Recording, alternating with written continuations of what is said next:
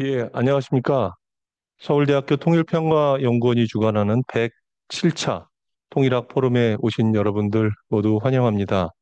저는 오늘 사회를 맡은 서울대학교 통일평화연구원 객원연구원으로 있는 천혜성입니다.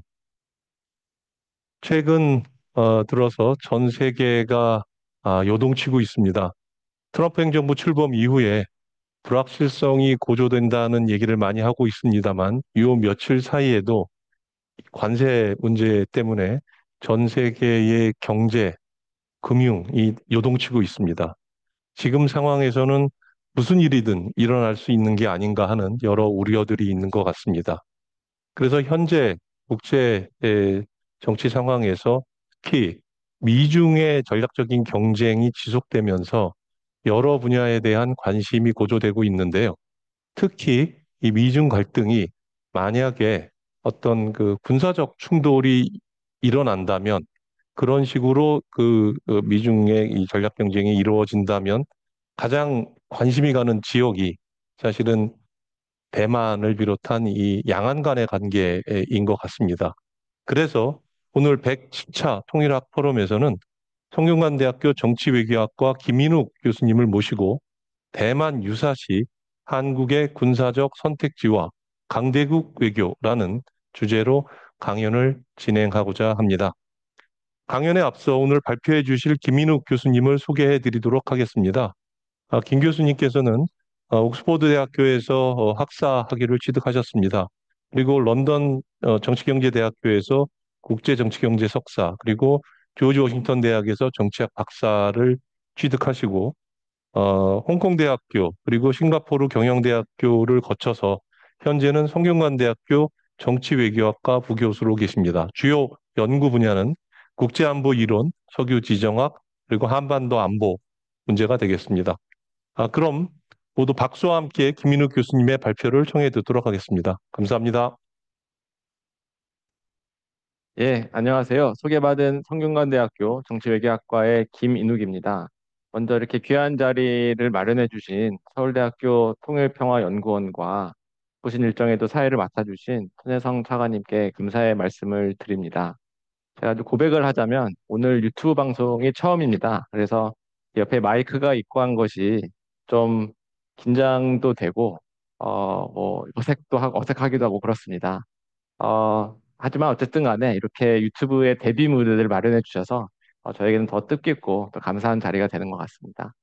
오늘 저의 발표 내용은 그 대만 유사시 한국의 군사적 선택지가 무엇이 있고, 그다음에 각 선택지에서 한국이 취할 수 있는 강대국의 외교의 옵션은 무엇이 있는가를 고민하는 내용이 되겠습니다. 근데 발표하기에 앞서 또 하나 말씀을 드리자면 이번 오늘 발표의 내용은 현재 삼성 글로벌 리서치에 있는 조현승 박사님과 함께 작업하고 있는 논문을 바탕으로 하고 있습니다.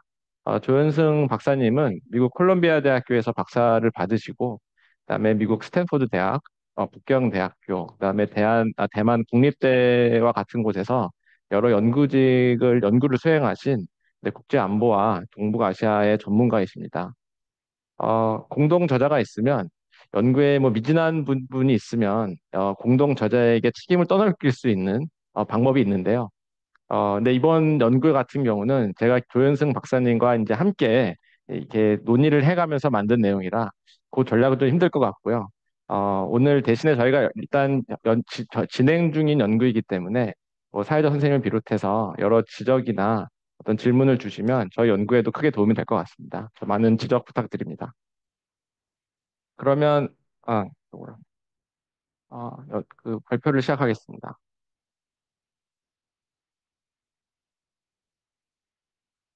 사회자 선생님께서 말씀 주셨다시피 현재 그 대만 해협은 미국과 그 중국의 군사 충돌의 가능성이 가장 높은 지역으로 평가받고 있습니다. 특히 2010년대 후반부터 이제 점점 심화되고 있었던 미중 경쟁과 연계가 되면서 이제 군사 긴장 수위가 갈수록 높아지고 있는 것도 사실입니다. 그 과정 속에서 뭐 다양한 사건들과 발언들 뭐 이런 일들이 있었지만 그 부분은 오늘 이제 발표에서는 따로 이렇게 다루지는 않겠습니다. 다만 이제 이번 발표를 준비하는 기간, 그러니까 얼마 되지 않은, 그러니까 지난달부터 또 몇 가지 이제 사건들이 있어서 간략하게 소개를 드리면 이제 파워포인트의 이제 가장 왼쪽에는 3월 말에 나왔던 이제 국방부의 지침입니다. 이 담정 국방 전략 지침이라고 해서 워싱턴 포스트에서 보도가 된 것인데요. 그 내용을 보면 이제 미국의 주요 위협을 중국으로 이제 상정을 하고 중국의 대만 침공 대처를 이제 최우선 목표로 한다라는 내용으로 나온 지침이 있었습니다. 그리고 이제 4월 1일이죠. 4월 1일이 되면 이제 대만 해협에서 중국에서 이제 대만 대규모의 대만 봉쇄 훈련을 실시를 합니다. 그러니까 지난 10월에 있었고 6개월 만에 벌어진 훈련이죠. 그리고 오른쪽에는 당시 훈련의 과정에서 이제 포착이 되었던 중국의 항공모함의 이제 사진도 있습니다. 그래서 제가 말씀을 드리고 싶은 것은 현재 그 군사 긴장 수위는 이제 계속 올라가고 있고, 그래서 우리가 이 대만 해협의 문제에 대해서 좀 더 진지하게 계속 고민을 해야 될 필요성이 이제 계속 심화되고 있다라고 말씀을 드릴 수 있겠습니다. 당연히 자연스럽게 이제 많은 연구들이 이제 이루어졌습니다. 그래서 주요 연구 내용들을 보면 중국이 과연 대만을 침공할 것인가, 그리고 침공을 한다면 어떤 형태가 될 것인가, 그리고 미국의 입장에서는 이런 침공 시나리오에 맞서서 미국이 취할 수 있는 방어 전략은 무엇이고, 뭐 등등의 연구가 계속 이루어졌었고요. 그다음에 뭐 잘 아시겠지만 뭐 미국에서 이제 다양한 워게임 결과가 나오면서 워게임 결과가 나온 바도 있습니다. 근데 이제 한국의 입장에서 보면 이런 이렇게 활발하게 진행되는 논의 과정에서 그러면 약간 좀 이 부차적으로 다뤄졌던 문제가 이제 한국과 같은 미국의 동맹국과 안보 파트너들의 시각이 있습니다. 그래서 저희 연구는 어떻게 보면 외생 변수와 같이 이제 취급되었던 동맹국들, 특히 한국의 입장에서 그 대만 해협을 좀 바라봐야 되겠다는 문제의식을 가지고 연구를 진행하게 되었습니다. 당연히 이제 한국의 입장에서도 다양한 이제 그 연구와 발언들이 있었는데요. 그 이야기들을 좀 정리를 해보면 현재 한국 정부의 이제 공식 입장은 왼쪽에 나와 있습니다. 한국에서는 한국의 가장 커다란 안보 위협은 역시 북한에 있기 때문에 대만 유사시가 발생을 하더라도 어, 밑에는 이제 한국 군 관계자의 발언입니다. 우리 군은 대만시 유사시 참전할 의무가 없으며 어떤 형태로든 대만을 지원하는 방안에 대해 검토한 바가 없다. 결국 군사적으로는 특별한 역할을 하고 싶지 않다라는 것이 이제 현재의 입장으로 정리가 될 수 있습니다. 하지만 이제 정부 외에서의 벌어지는 논의들을 보면 좀 다른 이제 얘기가 나오고 있습니다.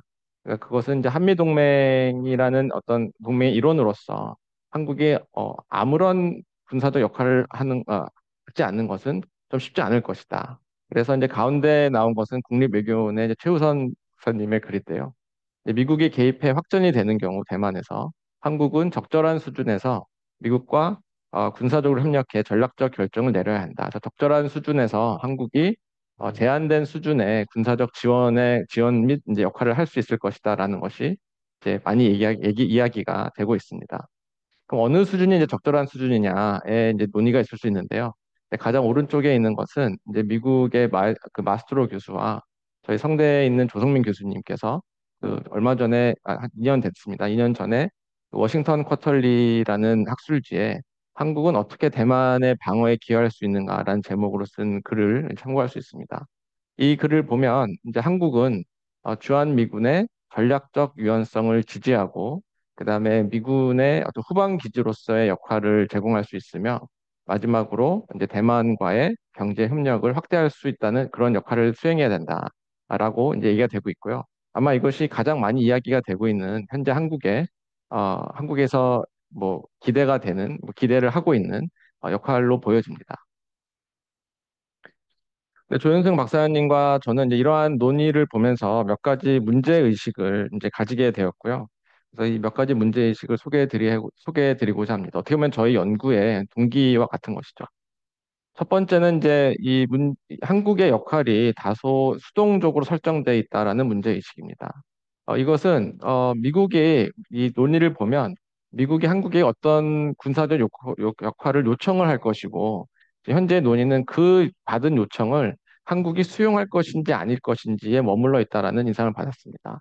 하지만 이제 한국의 입장에서는 그것을 단순히 받는 것이 아니라 그 한국이 미국에게 요청을 받았을 때 어떠한 레버리지를 가지고 어떠한 협상을 요구할 수 있는가 이런 좀 적극적인 역할에 대한 고민도 필요하다라는 이제 생각을 가지게 되었습니다. 두 번째 문제의식은 현재 한국의 그 군사 역할을 다소 정적으로 설정해 놓았다는 이제 문제의식입니다. 이것은 한국이 군사 역할을 한 번만 선택하면 이제 끝나는 것으로 이제 전제가 되어 있다는 의미인데요. 예를 들어서 뭐 현재 한국의 정부 입장처럼 참전하지 않겠다, 지원하지 않겠다라면 끝이 나는 것인지, 아니면 후방 기지를 선택하면 끝이 나는 것인지라는 것이 아니라 이 역할은 언제든지 이제 계속 수정이 될 수 있다라는 것입니다. 그래서 좀 더 역동적으로 볼 필요가 있다. 그러니까 저희가 사실 베트남 전쟁의 그 기억을 더듬어 봐도 처음에 이제 파병이 되었던 것은 이제 태권도 부대와 같은 그 비전투 부대가 파병이 되었지만 또 시간이 지나고 여러 이제 조건들이 변하면서 이제 전투 부대가 파병되는 것으로 한국의 역할이 상향 조정이 되었던 기억도 있습니다. 그래서 관련돼서 이제 세 번째 문제 의식은 한국의 군사 역할을 좀 부분적으로만 보고 있다라는 점입니다. 그래서 한국이 수행할 수 있는 군사 역할을 저희 이제 현상 유지 아무것도 안 하는 것, 그다음에 후방 기지 역할로 국한을 시키고 있는데 전쟁의 여건에 따라서 다른 이제 역할을 수행할 수도 있다라는 것이죠. 물론 이 더 높은 수준의 군사적 참여는 가능성도 낮고 선호도도 낮을 것입니다. 하지만 그 우리가 선호하지 않는다 그래서 논의에서 배제하는 것은 이제 올바른 분석의 자세가 아니라고 생각을 하고 좀 더 선제적으로 모든 옵션들을 고민하는 것이 필요하다라는 문제의식을 가졌습니다. 마지막은 이제 미국 중심적이라는 부분입니다. 그래서 지금 모든 한국의 역할은 이제 미국과의 관계에서 어떻게 설정될 것이냐에 이제 집중이 되어 있다면 사실 우리가 대만 문제에 군사적으로 개입을 하는 순간 또 맞이해야 되는 커다란 그 자이언트는 이제 중국이죠. 그래서 중국이 한국이 수행할 수 있는 그 역할에 대해서 어떻게 대응할 것인지 그리고 한국은 이러한 중국의 응징 내지는 위협에 대해서 어떤 내용으로 협상을 해야 할 것인지에 대한 논의는 많이 빠져 있다라는 인상을 받았고요. 이런 것들을 종합적으로 이런 문제의식을 가지고 한국의 역할과 이제 외교에 대해서 고민을 해봐야 되겠다라는 것이 이번 연구의 동기가 되겠습니다. 그래서 저희의 연구 목적은 첫 번째는 한국이 수행할 수 있는 군사적 옵션을 포괄적이고 좀 종합적으로 이제 검토를 해보자. 테이블에다 펼쳐놓고 고민을 해보자는 것이죠. 그래서 현재적으로 논의를 해야 된다라는 것. 두 번째는 그 한국의 군사적 역할이라는 것을 수동적으로 수행해야 되는 것으로 보는 것이 아니라 이 과정 속에서 미국과 중국이라는 국가를 상대로 어떤 협상을 해야 되는가, 한국이 가지고 있는 레버리지는 무엇이고, 그다음에 미국과 중국이 한국에 요구할 수 있는 것은 무엇인가, 이런 것들을 좀 종합적으로 검토해 보자라는 것이 연구의 두 번째 목적이 되겠습니다. 그래서 좀 스포일러를 드리자면은 저희가 이제 상정하고 있는 한국의 군사적 옵션 선택지를 크게 네 개의 유형으로 나누어 보았습니다. 첫 번째는 현상 유지고요. 두 번째는 후방 기지의 후방 지원의 역할. 세 번째는 전방 기지. 그리고 마지막에 가장 적극적인 차원의 형태의 군사적 개입은 이제 직접 참전이 될 것입니다. 그래서 이 부분은 이제 좀 이따 더 자세하게 설명하도록 하겠습니다. 그럼 이제 그 이슈의 이제 배경을 간략하게 설명을 하면 이제 한국의 대만 정책이 어떻게 변해왔는가를 간략하게 검토해 보겠습니다. 한국은 이제 중국과 수교했었던 1992년 이후 어, 하나의 중국을 존중한다라는 입장을 굉장히 일관적으로 유지해 왔습니다. 그런 입장이 유지해 오다가 이런 기조의 이제 변화가 처음 감지된 것은 이제 문재인 정부 때였습니다. 이때 이제 2021년 한미 정상 공동 성명에서 이제 대한해협이라는 단어가 등장을 하죠. 그래서 대한해협에서의 평화와 안정 유지의 중요성을 강조한다라는 표현이 들어가면서 대만 정책에서의 이제 변화가 감지되기 시작했습니다. 윤석열 정부에 들어서는 좀 더 강한 어조로 이제 대만 문제가 표현되기 시작되는데요. 2023년 이제 로이터 통신과의 윤석열 대통령의 인터뷰를 보면 인도 태평양에서의 그 어떤 일방적 현상 변경 시도에도 강력히 반대한다. 그리고 대만 문제는 단순히 중국과 대만만의 문제가 아니고 남북한 간의 문제처럼 영내를 넘은 전 세계적인 문제다라는 이제 발언이 나옵니다. 어, 그리고 이제 이러한 이제 그 좀 더 강한 이제 표현은 당시에 이제 진행되고 있었던 한국, 미국, 일본의 안보 강화 협력의 움직임과 연계가 되면서 이러한 표현들이 이제 3자 협력, 3자의 차원에서도 계속 이제 제기가 됩니다. 그래서 오른쪽이 이제 그런 오른쪽의 사진과 내용들이 그런 내용을 담고 있습니다. 그렇다면 이런 대만 이슈는 한국과 한국의 이익에 어떤 영향을 미치는가, 한국에게는 도대체 어떤 성격의 도전 과제를 던지고 있는가에 대해서 말씀을 드려보겠습니다. 첫 번째는 좀 논란적인 표현이 될 수 있는데요. 저와 이제 조현승 박사님이 판단은 대만의 운명 자체는 한국의 핵심 이익이라고 보기 어렵다라는 일단 판단을 내렸습니다. 이것은 뭐 사실 저희 오늘 연구 주제와는 좀 벗어난 부분이라서 자세하게 말씀을 안 드리겠지만, 한국의 핵심 이익이라는 것을 한국이 군사력을 동원해서 보호해야 될 이익인가라는 기준으로 이제 저희가 판단을 한 것입니다. 그러니까 군사력을 동원해서 이제 보호해야 될 이익이라는 것은 보통 영토 주권이라든지 한국이 감내할 수 없는 어떤 막대한 경제적인 충격을 준다든지 이렇게 되었을 때 한국의 군사력 동원을 고려할 수 있을 것 같은데요. 그런 기준에서 보았을 때 어, 물론 이제 비용은 분명히 발생을 하지만 그것이 중국이라는 국가와 군사적으로 충돌해야 될 만큼의 부분은 아니다라는 것이 저희들의 일차적 판단이었습니다. 그렇다면 대만 문제는 한국의 필수적인 사활적 이익에 핵심 이익에 어떻게 영향을 미치는가를 보면 그것은 대만과 한반도 사이에 한미 동맹과 한중 관계라는 매우 중요한 관계가 연결이 되어 있기 때문에라는 것입니다.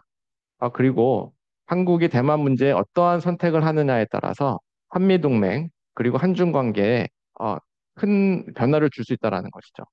그래서 먼저 미국 한미동맹의 관계에서 보면 미국은 이제 그 예전에는 뭐 예전보다 좀 더 이렇게 오픈되게 한국의 이제 군사적 기여를 압박하고 요구하는 모습을 볼 수 있습니다. 그래서 밑에 있는 사진의 왼쪽을 보면 이게 제 2023년 아니면 2022년일 겁니다. 그때 이제 기사가 나와서 대만 유사시 이제 주한 미군의 여단급 부병의 이제 파병이 제한됐다라는 기사가 나온 적이 있고요. 뭐 당시 부인은 됐습니다만 또 CSIS에서 지금 진행했었던 워게임을 보면 이제 주한 미군의 전력의 공군 전력의 반이 투입되는 것으로 이제 뭐 전제가 되어 있기도 하고 뭐 등등 이제 미국은 한미 동맹을 지렛대 삼아서 한국의 군사적 기여를 이제 압박해올 것으로 이제 예상이 됩니다. 반대로 이제 중국의 경우에는 이 이제 똑같은 이유로 한국의 이제 군사적 개입을 최소화하고 이제 막아야 되는 것이 중국의 입장에서는 이제 중요한 목표가 될 것입니다. 그래서 중국의 경우는 한국의 수행하는 군사적 역할 수위에 상응하는 어떤 응징 및 보복 위협으로 이제 그 개입을 차단하고자 하는 노력을 펼칠 수 있을 것이라 이제 예상이 됩니다. 그래서 이제 오른쪽을 보면 이제 천강 당시 중국 외교부장의 발언인데요. 이게 이제 아까 말씀드렸던 윤석열 대통령의 로이터 통신 인터뷰 직후에 나온 발언입니다. 대만 문제로 불장난을 하면 타 죽는다. 그러니까 이것은 당시에는 이제 그 한국을 지칭하진 않았지만 뭐 타이밍상 여러 맥락상 이제 한국을 겨냥한 발언이 아니냐라는 이제 해석이 나왔던 것이죠. 그래서 어쨌든 이제 큰 얘기로 돌아오면 이제 대만 충돌이라는 것은 어, 그 한미 동맹의 약화 혹은 한중 간의 군사적 충돌을 야기할 수 있는 이제 가능성을 내포하고 있기 때문에 한국에서 그것이 이제 한국이 맞이하고 있는 대만 딜레마라고 저희는 생각을 하고 있습니다. 저희가 이제 뭐 정치학 이제 학자의 입장에서 그러면 이런 상황을 우리가 어떻게 개념적으로 표현해낼 것이냐, 간결하게 표현할 것이냐라고 고민을 하다가 저희는 이제 동맹 딜레마라는 뭐 이미 잘 알려진 이제 이론으로 이 문제를 표현해 보고자 했습니다.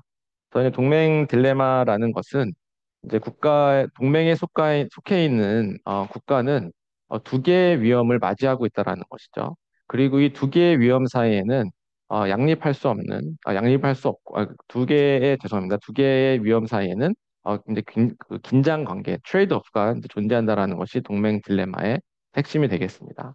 이 동맹국이 이제 맞이하고 있는 두 개의 딜레마는 하나는 연류고요. 연류라는 것은 동맹 관계에 인하여 원하지 않는 전쟁에 끌려 들어갈 위험을 지칭을 합니다. 그러니까 가장 많이 이야기되고 있는 것이 1차 세계대전이 예가 될 것입니다. 그래서 처음에 이제 발생한 것은 오스트리아와 세르비아의 작은 이제 충돌이었다면은 이 전쟁이 한 달간에 있는 이제 위기를 거치면서 이전에 있었던 동맹의 연결고리, 어떤 체인에 의해서 이제 전 유럽이 참여하는 전면전으로 확대된 것. 이것이 이제 연류의 개념으로도 설명이 될 수 있을 것입니다.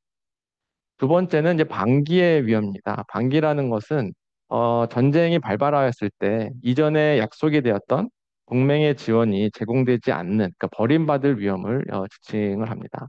이것은 이제 2차 세계대전의 예를 많이 들 수 있을 텐데요. 이제 2차 세계대전 이제 직전에 동맹 그 안보의 보장을 받았던 이제 폴란드와 같은 동유럽 국가들이 실제 전쟁이 발생하였을 때, 독일이 침공하였을 때 그 제공을 동맹의 지원을 제공받지 못했던 것, 이제 버림받았던 것, 이런 것들이 이제 반기의 대표적인 사례가 되겠습니다. 그럼 이 딜레마라는 것이 왜 존재하느냐를 보면 국가가 이제 연류를 해소하기 위해서 혹은 방기를 해소하기 위해서 하는 조치들이 어, 그 다른 이제 위험에 악화를 낳는다는 것에서 이제 딜레마가 발생한다라는 것입니다. 예를 들어서 이제 방기의 위험, 유인받을 위험을 해소하기 위해서 국가는 이제 동맹의 강화 조치를 취할 수 있습니다. 뭐 예를 들어서 뭐 연합훈련을 하든가 고위급 회담을 정례화한다든가 확장 억제, 한국의 입장에서는 뭐 NCG 같은 것들을 만드는 것이 동맹 강화 조치가 될 것입니다. 하지만 이게 동맹의 관계가 강화되면 강화될수록 이제 연류의 위험이 높아진다는 거죠. 동맹의 고리가 이제 깊어지기 때문에. 반대로 동맹의 약화 조치를 취했을 때는 이제 반대의 논리로 연류의 위험은 낮출 수 있지만 동시에 연결고리가 약해지고 있기 때문에 방기의 위험이 올라가는 것이 이제 동맹 딜레마의 핵심적인 이야기가 되겠습니다. 그럼 이 동맹의 딜레마를 우리가 오늘의 주제인 대만 해협에 적용을 하면 어떻게 되느냐를 보았을 때 한국은 역사적으로 이제 방기의 위험을 줄이는데 집중을 한 동맹 정책을 펴왔습니다. 왜냐하면 북한의 공격이 있었을 때 버림받지 않기 위한 이제 동맹 강화의 움직임이었었죠. 근데 이제 최근 들어서 미중 갈등이 심화되면서 한국이 이전에는 이제 맞이하지 않았던 연류의 위험이라는 것이 새롭게 등장을 하였습니다. 그러니까 한미 동맹의 역사에서 보았으면 보면은 이제 새로운 위험이 등장했고 그렇기 때문에 한미 동맹에 대한 새로운 접근에 대한 고민이 필요하다는 것입니다. 대만 충돌이란 것이 연류의 위험을 이야기하고 있는 것이죠. 그래서 대만 충돌에 이제 우리가 한국이 대비를 하면서 이제 연류의 위험이라는 것을 혹은 또 방기의 위험도 같이 고려했을 때 어떻게 해야 되는가라는 것이 저희가 이제 이론적으로 이제 설명을 한 한국의 현재 상황이 되겠습니다. 어, 그래서 이제 본격적으로 저희가 이제 생각했던 한국 군사 옵션을 이제 설명을 드리자면, 이제 우선적으로 저희는 군사적 개입이 높아지는 순서로, 이제 유형을 분류를 해보자면, 이제 가장 낮은 수준, 군사적 개입이 가장 낮은 수준은 이제 현상 유지가 될 것입니다. 아까 처음에 말씀드렸던 그 현재 한국 정부의 입장과 가장 유사한 군사 옵션이 되겠습니다. 두 번째는 이제 후방 지원이고요. 후방에서 지원을 하는 역할이고, 세 번째는 한국의 전방 기지가 되는 것입니다. 한국에서 출격한 혹은 한국에서 출발한 전략 자산들이 이제 타격을 하는 것이죠.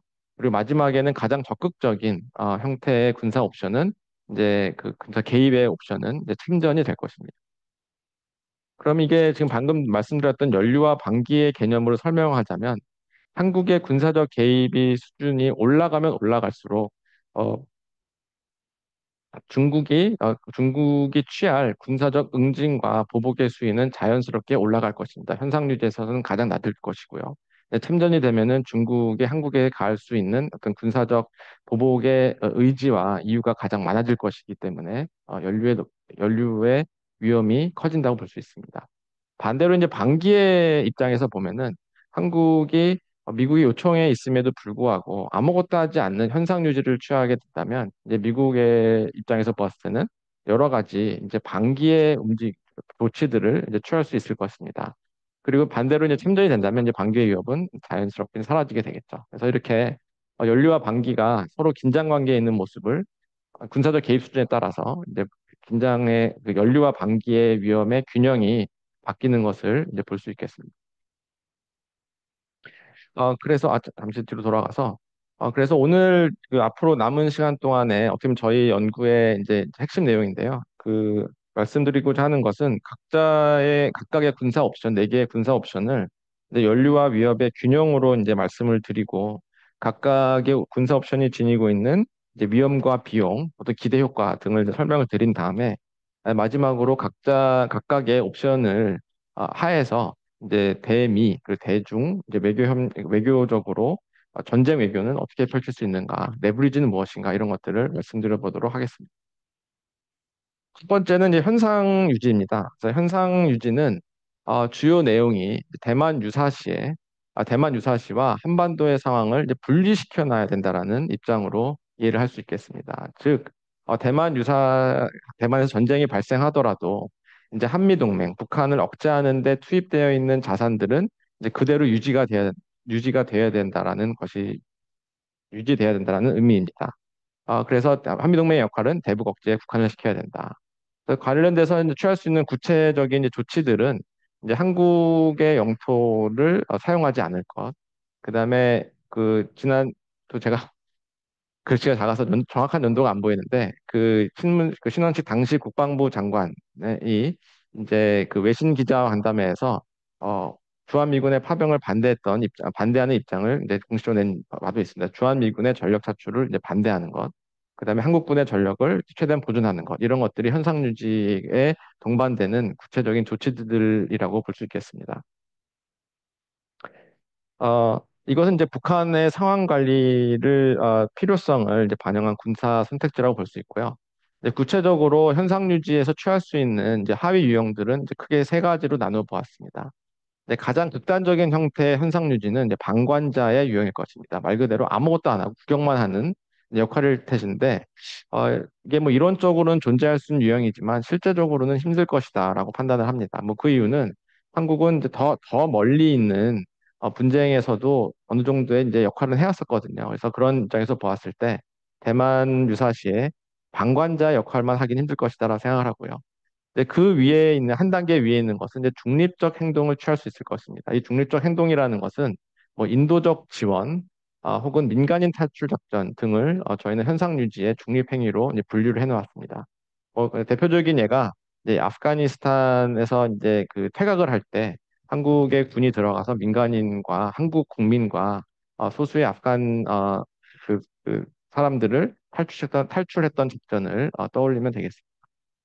그거보다 한 단계 위에 있는 적극적인 현상 유지의 행동은 비군사적 지원이 있습니다. 그래서 비군사적 지원이라는 것은 이제 비살상 자원을 지원을 하고, 그다음에 아마 이제 전쟁이 벌어지면 이제 시작이 될 대중 경제 제재에 참여하는 것, 이런 것들이 이제 군사적인 지원은 아니지만 어쨌든 그러니까 군사적인 그 역할이 없다라는 의미에서 저희는 이제 현상 유지로 이제 분류를 해놓았고요.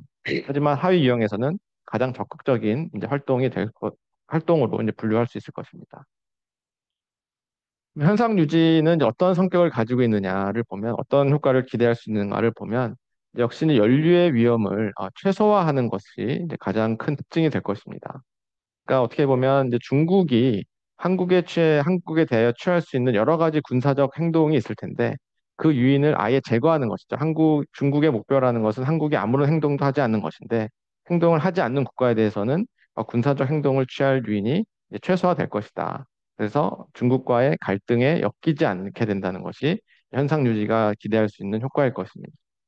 또 하나는 역시 이제 한반도의 안보 부담을 최소화되는 것도, 한미동맹의 자산을 유지하면서 최소화시키는 것도 이제 기대 효과가 될 것입니다.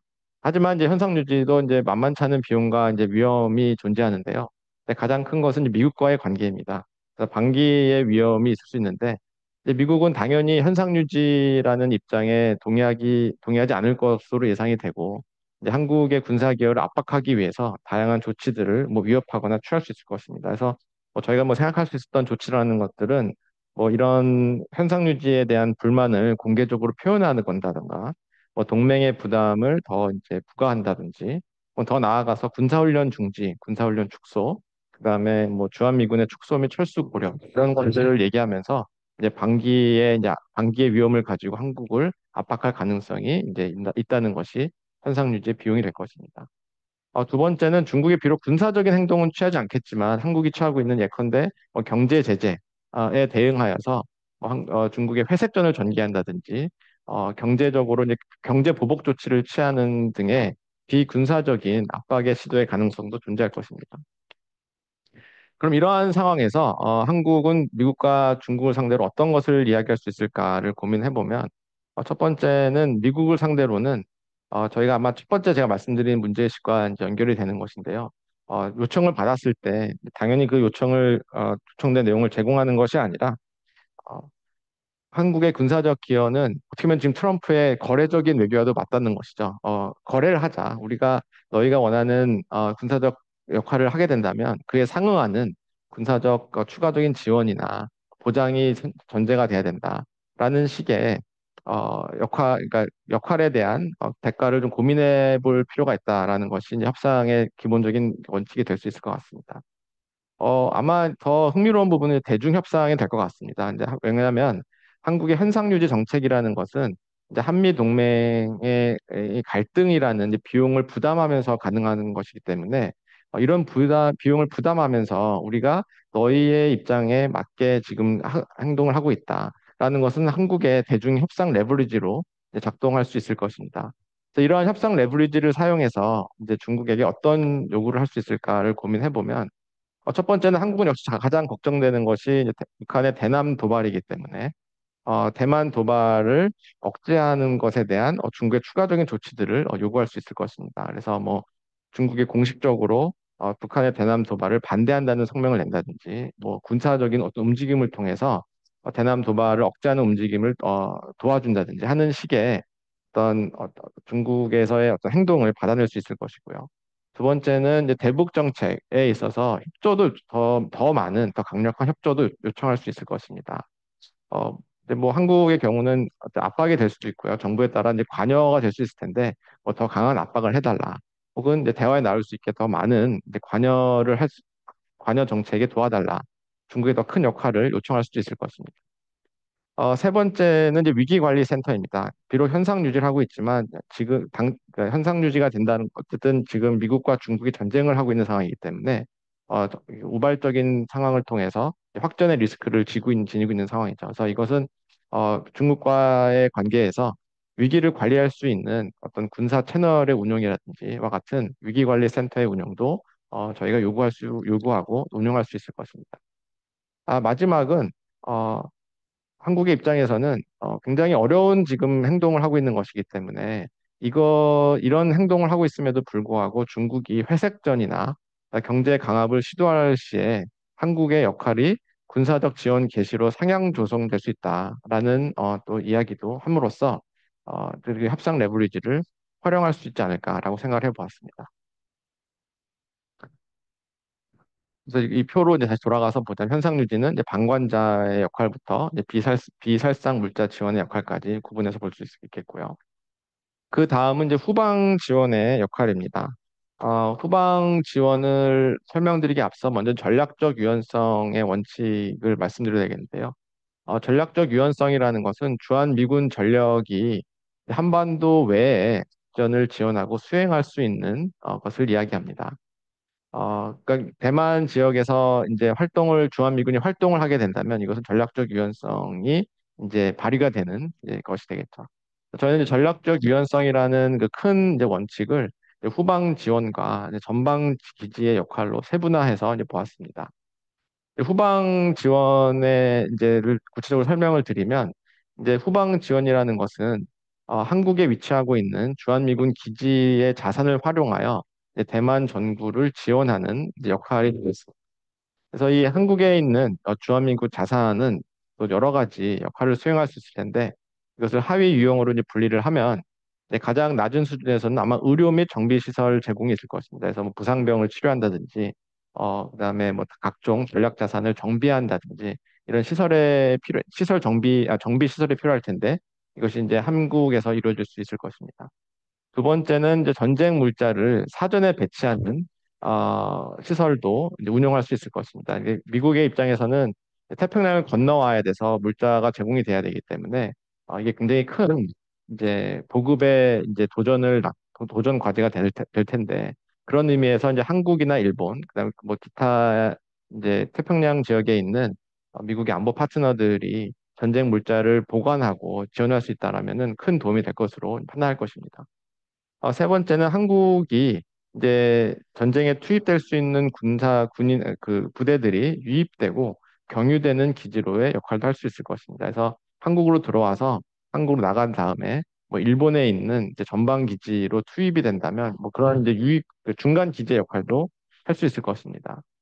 후방 지원에서는 주로 이제 저희가 주한 미군의 기지를 얘기하고 있지만 한국에 역시 이제 후방 기지로서의 제한적 참여도 가능할 것입니다. 그래서 어, 제가 이 발표를 미국에 있는 싱크탱크에 있는 어떤 사람과 이제 얘기를 하면서 얘기를 나눠봤는데 미국에서 요즘 가장 관심이 있는 이 주제에 관련해서 관심 있는 부분이 이제 유류라 그러더라고요. 전쟁을 하게 된다면 가장 많이 그, 그 사용이 돼야 되는 물자 중에 하나가 이제 유류인데 유류는 이제 수송도 어렵고 이제 보급도 쉽지 않은 상황에서 한국이 이제 그 정유소도 많고 하기 때문에 이런 부분에 그 지원이 가능한지에 대해서 굉장히 많은 뭐 관심을 표했던 적도 있습니다. 그래서 어쨌든 한국 역시 후방 기지로서의 이제 참여 역할도 있지 않을까 생각을 하고 있습니다. 후방 지원이 되면 어떤 것을 기대할 수 있을까를 보면, 어, 그, 우리가 이제 연료와 방기의 위험을 표현을 하자면, 연료와 방기의 위험이 균형된 지점이 아닐까라고 생각을 합니다. 그것은 이제 미국이 요구하는 상황과 중국이 요구하는 상황을 이제 부분적으로 반영하고 있기 때문입니다. 미국은 좀 더 적극적인 이제 군사 역할을 주장할 수 있지만, 어쨌든 후방 지원이라는 역할을 한국이 동의를 해준 것이고요. 중국의 입장에서는 아무것도 안 한 것이 제일 좋겠지만 어쨌든 더 높은 수위로 갈 수 있음에도 불구하고 후방 지원에 멈춰 있구나. 그러니까 이런 의미에서는 어떻게 보면 타협이 돼 있는 점이라고 볼 수 있겠습니다. 그래서 많은 이제 전문가들이나 이 문제를 보시는 분들이 후방 지원을 한국의 안보 리스크를 관리하는데 가장 최적화되어 있는 옵션이 아닌가라고 평가를 내리는 것 같습니다. 근데 물론 그렇다고 해서 소방 지원이 비용과 위험이 없는 것은 아닙니다. 뭐 모든 옵션에는 이제 비용과 위험이 따르겠죠. 그래서 그 비용과 위험이 무엇이 있는가를 살펴보면 첫 번째는 이제 중국이 어쨌든 응징할 가능성이 있다라는 것입니다. 그래서 뭐 저희가 이제 일단 1차적으로 예상을 해보기로는 한국이 직접 타격을 받지는 않겠지만 그보다 낮은 수위의 군사적 행동은 이제 아마 감수해야 될 수도 있을 것이다라고 생각을 해보았습니다. 그래서 예컨대 뭐 대규모 카디즈를 침범하는 움직임이 있다든지 서해 바다에서 중국이 군사훈련을 전개한다든지 혹은 북한의 도발, 뭐 전면전까지는 아니겠지만 낮은 수준의 도발을 요청한다든지 뭐 이 정도의 이제 응징을 아마 중국의 입장에서는 고려할 수 있을 것이다 생각을 했고요. 하지만 중국이 군사적인 응징은 자제할 것으로 예상하였습니다. 두 가지 이유가 있었는데요. 첫 번째는 군사적으로 응징하는 효과가 있겠지만 반대로 이제 한국도 응징을 받으면 가만히 있을 수 없을 것일 겁니다. 그래서 한국이 이제 군사적 보복을 할 수도 있는데 중국의 입장에서는 지금 대만에 집중해야 되는 상황에서 한반도에서도 또 다른 이제 이 프론트가 열리는 것에 대한 이제 부담이 있을 것이기 때문에 아마 한국의 군사적 보복 리스크를 더 크게 볼 것이다가 첫 번째였고요. 두 번째는 지금 한국은 후방의 기지를 역할을 하고 있고 아마 이제 주일 기지 같은 경우는 주일 미군의 기지 같은 경우는 전방 기지의 역할을 하는 것으로 우리가 이제 보통 상정을 하고 있습니다. 그렇다면 중국의 입장에서는 당연히 더 높은 순위의 타겟은 주일 미군의 전방 기지가 될 것입니다. 그렇다면은 한국 후방 기지는 아직 후방 지원에서는 군사 타격에 타겟이 되진 않을 것이다라고 이제 예상을 해볼 수 있겠습니다. 미국의 경우는 뭐 추가적 압박을 할 수도 있겠는데요. 이것은 좀 후방 지원에서 어느 정도의 만족할 것인지 압박을 하고 싶어 할지는 지금 단계에서는 이제 예측하기가 힘들고 대만 전쟁이 어떻게 전개되느냐 그 상황에 맞춰서 움직일 변수라고 저희는 보았습니다. 그렇다면은 이제 미국과 중국을 상대로 어떤 이야기를 할 수 있을까? 후방 지원의 역할을 선택한다면 첫 번째는 미국에 대해서는 어쨌든 그 죄송합니다. 현상 유지보다 이제 상향 조정된 이제 군사 역할을 하고 있기 때문에 거기에서 발생하는 안보 리스크를 관리하기 위한 어떤 추가적인 군사 그러니까 군사 어슈런스 조치들이 필요하다라고 요청할 수 있을 것이고요.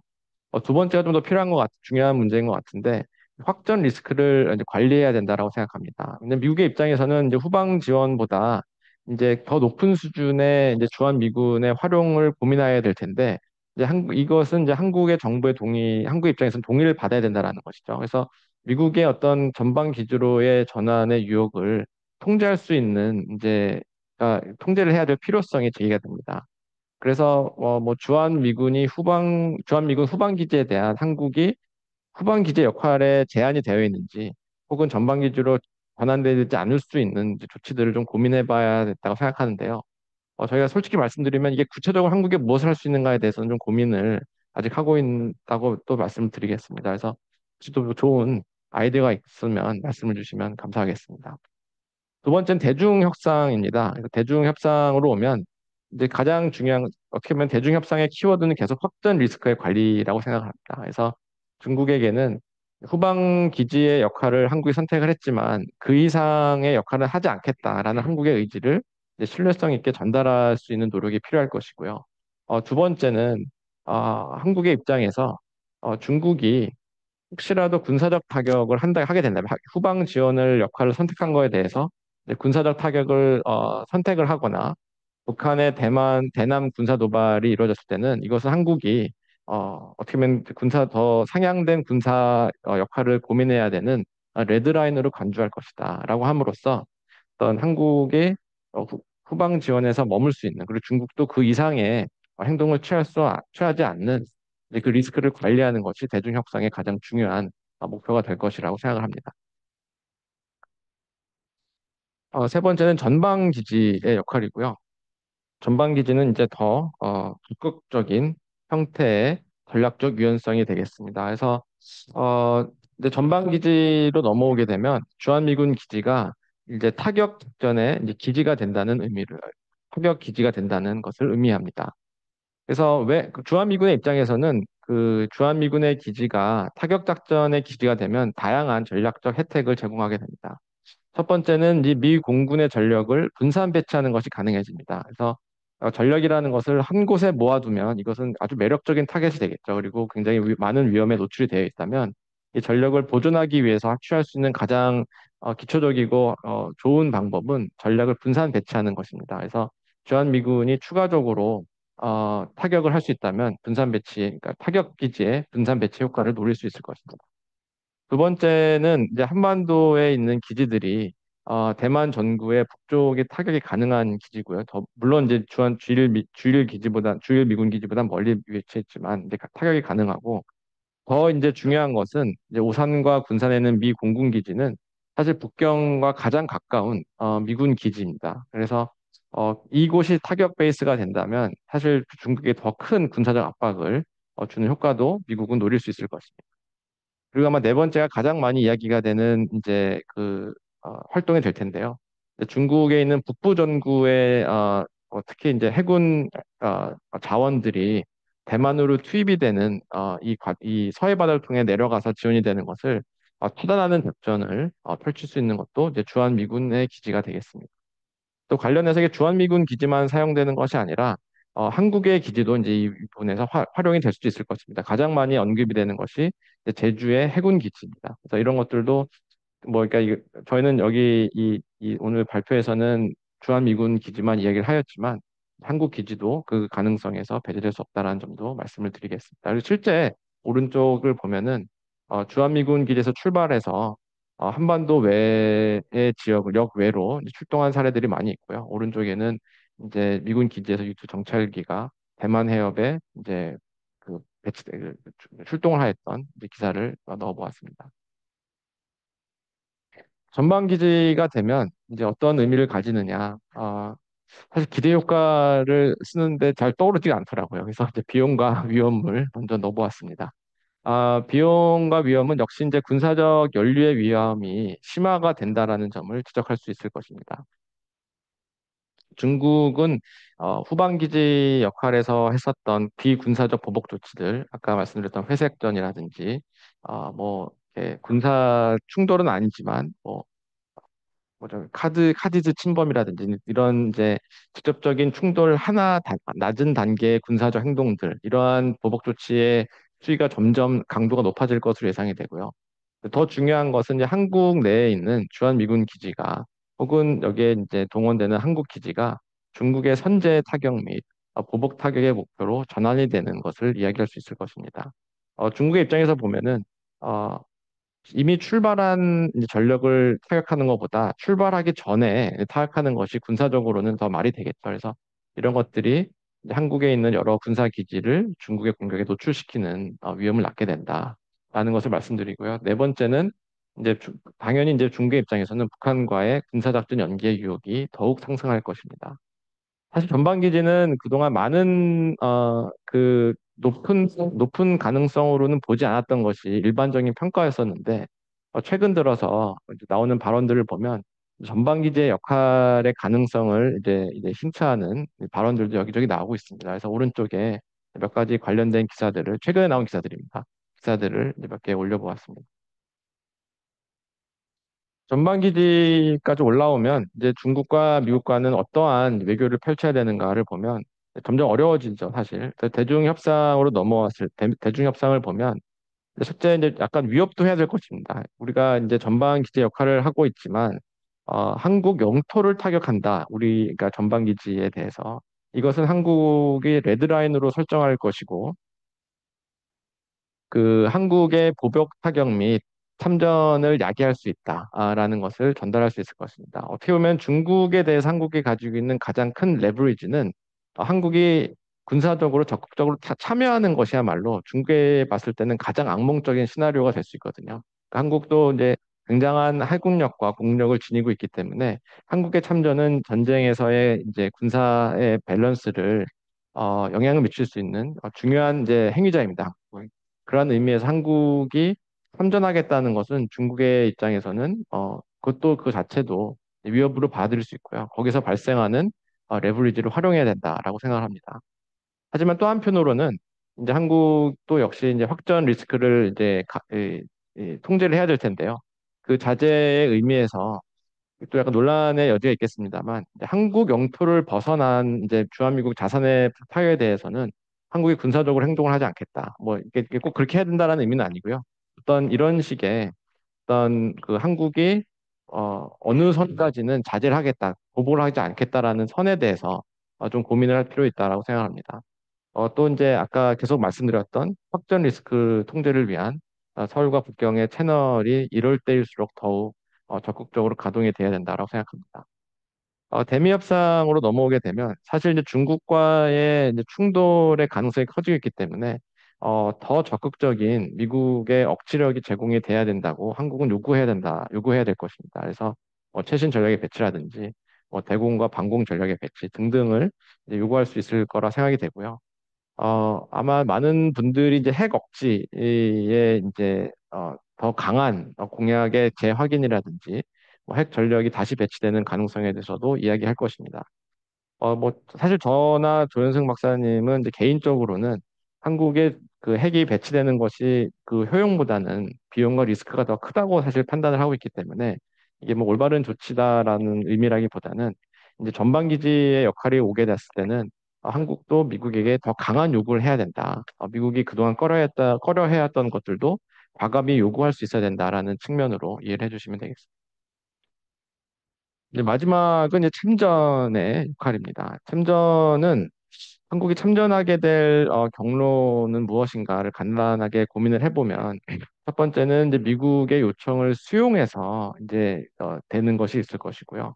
두 번째는 지금 방금 말씀드렸던 그 전방기지의 역할에서 이제 한국이 하지 말라 그랬는데 레드라인을 중국이 넘는 순간 한국이 그거에 대한 보복의 차원에서 이제 직접 참전을 어쩔 수 없이 해야 되는 경우도 발생할 수 있을 것입니다. 이거는 어떻게 보면 당연히 가장 극단적 형태의 연류가 될 것입니다. 한국은 중국과의 전쟁을 원하지 않았지만 이렇게 이게 전쟁의 양상에 따라서 이제 연류가 되는 것이죠. 이거 한국은 그러면 직접 참전할 경우 어떠한 그 역할을 수행할 수 있는가를 보면 가장 낮은 수준에서의 직접적인 참전은 이제 미국과 공군의 자산이 움직일 때 옆에서 호위하는 작전에 참여하는 것들을 이제 생각할 수 있고요. 점점 한 단계 더 올라가면은 서해 바다에서 그러니까 뭐 북부 정부에 있는 전력이 내려갈 때 차단을 하는 작전이 필요할 수 있다 했는데 그때 한국이 직접 수행할 수 있는 일부를 이제 그 수행하는 역할도 담당할 수 있을 것입니다. 그다음에 가장 근데 극단적인 형태의 참전은 역시 대만으로 이제 직접 이제 파병이 되는 것이겠죠. 가능성은 높지 않지만 여기에서 말하는 직접 참전의 가능성은 사실 실현 가능성은 저는 어쨌든 현재에서 예상을 하자면 굉장히 낮다고 판단을 하지만 애초에 처음에 말씀드렸다시피 이제 가능성이 낮다고 해서 저희가 고려를 하지 말아야 된다는 것이 아니기 때문에 좀 선제적으로 고민을 해보자는 차원에서 다루어 보았습니다. 그래서 오른쪽에는 이제 그런 관련된 썸네일의 유튜브에 잠깐 해보았고요. 밑에는 이제 엊그저께 찰스 플린 전 미국 육군사령관의 이제 발언, 세종연구소에 있었던 이제 간담회였나요? 뭐 그 세미나에서 나왔던 발언인데 여기 보면은 한국군과 미군이 한반도 북가스로 전력을 전개할 수 있도록 확실해야 된다. 한국이 지역 내에서 중요한 역할을 수행할 수 있다는 점을 보여줘야 된다라는 이제 발언이 나왔습니다. 그래서 이런 것들을 보면 한국군도 어, 어떤 조건 하에서는 어떤 더 적극적인 형태의 군사적 역할을 요구받을 수 있겠구나라는 것을 이제 유추해 볼 수 있겠습니다. 지역 침전이 되면 뭐 미국으로부터 최고 수준의 동맹국의 인정 효과를 받는 것을 이야기할 수 있을 것입니다. 그래서 뭐 우리가 지금의 한미 동맹을 얘기할 때 한국 전쟁과 뭐 베트남 전쟁의 레가시가 한미 동맹 현재 한미 동맹의 어떤 그 플러스 효과를 내듯이 이 전쟁에 참여했을 때 그 레가시의 효과는 있지 않을까라고 생각이 됩니다. 하지만 그 기대 효과보다는 직접 참전이 되면 당연히 비용과 위험이 훨씬 이제 클 것으로 판단이 되고요. 뭐 당연하겠지만 이제 중국군과의 직접 충돌로 인한 막대한 인명과 경제 피해가 예상이 될 수 있고, 특히면 더 이제 무서운 것은 한반도로의 핵 확전의 위험이 심화되는 것들도 얘기할 수 있을 것입니다. 그리고 이제 그 직접 참전이 되면 중국의 입장에서는 이제는 북한과의 연계 필요성이 이제 극대화될 것입니다. 저는 사실 중국이 북한에게 도발을 요청했을 때 북한이 과연 그것을 할 것인가라는 것은 또 다른 이제 고민 문제라고 생각하지만 아마 직접 참전의 수위까지 올라왔을 때는 중국의 입장에서는 모든 것을 동원하더라도 북한의 어떤 북한과의 연계를 끌어내기 위한 노력을 하지 않을까 생각을 하고요. 마지막으로는 저희는 이제 직접 참전이 된다면 이것은 이제 방기의 위험을 없앤다는 것을 생각했는데 또 사실 고민을 해보니까 오히려 이때 역설적 방기가 있을 수 있다라는 생각도 해봤습니다. 그러니까 이것은 정확히 무슨 의미냐면은 대만에 집중하다 보니 이제 한국에 대한 방어를 오히려 이제 2차적인 문제로 판단한다든지 혹은 전쟁이 끝나고 나서 지게 되었을 때 한국을 이제 방기하게 된다든지 이런 위험들도 직접 참전이 된다면 발생할 수 있지 않을까라는 것을 좀 현재적으로 생각해 보았습니다. 직접 참전이 된다면, 뭐, 당연히 이제 한국이 미국에 요구할 수 있는 것은 가장 극단적인 형태의 군사적 지원과 이제 보장이 될 것입니다. 그래서 뭐, 그 한국군이 이제 북한군을 상대하기 위해 이제 준비가 되어 있는 군이라면, 이제 중국군이라는 이제 첨단 전력을 상대하기에는 부족한 점이 분명히 있을 것이고요. 그러한 면에서 이제 한국이 더 이제 강력한 이제 군사 보장과 지원을 요청할 수 있을 것입니다. 또 뭐 더 나아가서 뭐 전쟁 참전과 관련한 뭐 사이드 페이먼트를 협상할 수도 있을 것이고 뭐 승리 시 어떠한 것들을 뭐 공유해달라는 약속도 요구할 수 있을 것입니다. 그것이 뭐 북한에 관련한 문제가 될 수도 있을 것이고요. 뭐 등등등 이슈에 대해서. 대중 협상에 들어온다면 이제 뭐 전쟁 어쨌든 직접 싸우고 있는 관계이지만 우리가 이제 우크라이나 러시아 전쟁에서 보듯이 전쟁을 한다고 적국가의 이제 외교가 사라지는 것은 아닙니다. 오히려 더 적극적인 외교가 필요할 수도 있고요. 그것은 그뭐그 뭐 시스파이어에 대한 협상이 될 수도 있고, 그다음에 포로 교환, 뭐 아니면 상선의 어떤 자유로운 항해 등등과 같은 것은 전쟁을 하고 있는 국가들 사이에서 얼마든지 논의할 수 있는 부분입니다. 이런 측면에서 중국과는 전시의 확전을 관리하고 또 전쟁에서 발생하는 다양한 협상 내용, 다양한 이슈들을 협상할 수 있는 채널을 구성하는 것이 필요할 것입니다. 그래서 이제 이게 이제 오늘 제가 말씀드린 이제 한국의 네 개의 군사 옵션과 그 하부 유형들을 정리한 표가 되겠습니다.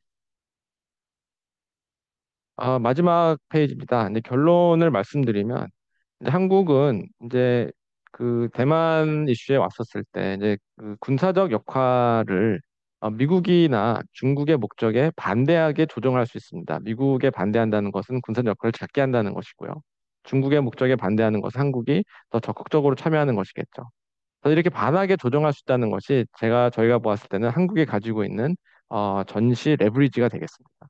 그래서 이런 것들을 대미 대중 협상 레버리지로 활용을 해서 크게 보았을 때는 미국에게는 군사의 역할이 올라갈수록 추가적인 안보 보장 조치를 요구해야 될 것이고 중국에게는 이제 확전 통제를 조치를 요구해야 된다라고 생각합니다. 물론 이제 대만 전쟁은 저희 페이퍼의 이제 기본 시나리오인 대만 전쟁은 저희가 뭐 가능성이 높다라고 판단하는 것은 아니고요. 그리고 뭐 판단하고 있지 않습니다. 그리고 어, 본 연구는 그 전면전의 시나리오만 상정하고 있고 뭐 봉쇄라든지 그다음에 그 전략 폭격이라든지 등등과 같은 다른 침공의 시나리오는 보고 있지 않습니다. 근데 그럼에도 불구하고 저희가 대략 이 연구가 가지고 있는 몇 가지 정책적인 이제 함의를 찾자면 첫째는 처음에 말씀드렸다시피 가능성이 높지 않다 그래서 이제 보지 말아야 되는 것이 아니라 그 여파가 굉장히 크다면 이제 미리 준비하는 것이 맞다라고 봅니다. 이것은 마치 핵전쟁의 가능성이 높지 않지만 많은 국가들이 핵전쟁의 시나리오에 대비한 계획이 있는 것과 마찬가지입니다. 두 번째는 어, 저희는 대만 전쟁 시나리오만 보았지만 한국의 입장에서 보았지만 여기서 얘기하는 다양한 수준의 군사 개입 그리고 이 과정에서 중국과 미국과 얘기할 수 있는 어떤 외교적 이슈들 사안들 이런 것들은 한국뿐만 아니라 한국과 비슷한 위치에 있는 다양한 국가들 아시아 태평양 지역에 있는 다른 국가들도 참고할 수 있는 분석의 틀이라고 생각을 하고요. 이런 것들을 활용할 수 있다고 생각합니다. 마지막으로 오늘 저희가 말씀드린 이제 한국의 역할, 그다음에 각각의 유형에서 요구해야 될 것들, 그다음에 상 조치들은 최종 목록이 아닙니다. 저희도 1차적으로 이제 정리를 해보고 생각해 본 것들이고요. 당연히 이제 뭐 실제 정책에 들어가거나 이제 어떤 특정 상황에 들어가면은 새로운 내용이 추가가 될 수도 있고 저희가 뭐 전방 기지의 역할에서 얘기했던 것들이 후방 기지의 역할로 옮겨질 수도 있다고 생각합니다. 그래서 이것이 뭐 최종 목록으로 보고 있지는 않고요. 이러한 것들은 이제 지속적 토론의 대상이다라고 생각을 합니다. 여기까지 하고 마치겠습니다. 감사합니다. 예, 감사합니다. 우리 김인욱 교수님 너무나 정리를 잘 해주셨고 그 네 가지 이 옵션에 대한 우리들의 고민, 전략적인 어떤 고민들에 대해서도 비용, 그다음에 이런 것들을 최소화하기 위한 이런 위험 요인을 다 잘 정리를 해주신 것 같습니다. 사실 제가 처음에 우리 이제 회의 이 세미나의 사회를 볼 때, 어, 이런 주제에 얼마나 많은 분들이 실제로 관심을 가지고 참여할까 약간 걱정도 했었는데, 제 걱정이 뭐 완전한 기우였다는 게 굉장히 많은 분들이 사실은 이제 질문을 많이 올려주셨습니다. 지금까지 올려주신 질문만도 사실은 30분 내에 다 소화할 수 있을지 약간 걱정은 됐는데 빨리 진행을 해보도록 하겠습니다. 예. 그 질문을 소개해드리기 전에 사실은 저도 하나 여쭤보려고 했었던 게 있는데 맨 마지막에 이제 그 결론 부분에 설명을 해주셨습니다. 이 연구 자체가 전면전 시나리오만 상정하셨다라고 이제 그 결론에 다시 한번 지적을 해주셨는데 사실은 이제 우리가 전쟁의 범위나 전개 양상에 따라서 우리의 옵션이 당연히 이제 달라지게 될 거라고 생각을 합니다. 어, 양안 간에 일단 뭐 전쟁이나 무력 충돌이 일어나더라도 우리가 생각하는 해공군 중심의 이제 그런 제한전, 뭐 물론 그게 이렇게 확전이 돼서 소위 전면전, 뭐 제한전과 전면전의 구분도 상당히 좀 모호하긴 합니다만 그것에 따라서 사실은 이제 어떻게 보면 우리의 군사적 옵션이라든지 그런 선택지의 차이가 많이 있을 것 같습니다. 근데 이건 뭐 일단은 이 연구에서는 전면전이라고 하셨기 때문에 이제 그거는 조금 해소가 됐고요. 그러나 그럼에도 불구하고 앞으로 또 연구를 하실 때 그 전쟁의 전개 양상에 따라서 원래는 뭐 맨 앞에 있었던 옵션에서 출발을 해서 현상 유지로 가지만 점점 이게 자연스럽게 후방에서 전방 지원까지 이렇게 뭐 참전까지는 모르겠습니다만 전방 기지화되는 그러니까 전쟁의 전쟁 양상에 따라서 우리의 군사적 선택지도 점점 변할 수밖에 없지 않나 하는 네. 그런 좀 고민 뭐 음, 이런 것들은 있는 것 같습니다. 아, 이거 뭐 저 이제 개인적인 뭐 생각이고요. 지금 이제 몇 분 질문을 주셨는데 제일 먼저 질문을 주신 분 중에 하나가 주로 이제 지금 우리와 미국, 중국과의 얘기를 하다 보니까 아마 이런 질문을 하신 것 같습니다. 한국과 대만이 현재 아시다시피 이제 공식적인 외교 관계가 없고 민간 차원의 또 대표부만 현재 있는 상황인데 혹시 이 양자 차원의 군사 교류, 뭐 협의 이런 부분이 있는지 그런 게 또는 한미 동맹의 틀에서라도 혹시 그런 게 있는지 좀 궁금하다는 얘기가 있었고요. 또 한 분이 이제 질문을 주신 게 이 현실적으로 주한미군의 기지의 역할을 고려하면 후방기지, 전방기지가 물론 옵션으로 나누어 볼 수는 있지만 그게 실제로는 부분이 모호하거나 큰 차이 없이 어떤 미군의 이런 전략적 그 유연성에 따라서 그렇게 이 활용되지 않을까 그런 부분에 대해서는 어떻게 생각하시는지 뭐 그런 질문들이 있었습니다. 네. 그 첫 번째 질문은 이제 한국과 대만과의 어떤 군사적 교류가 있느냐에 대한 질문인데요.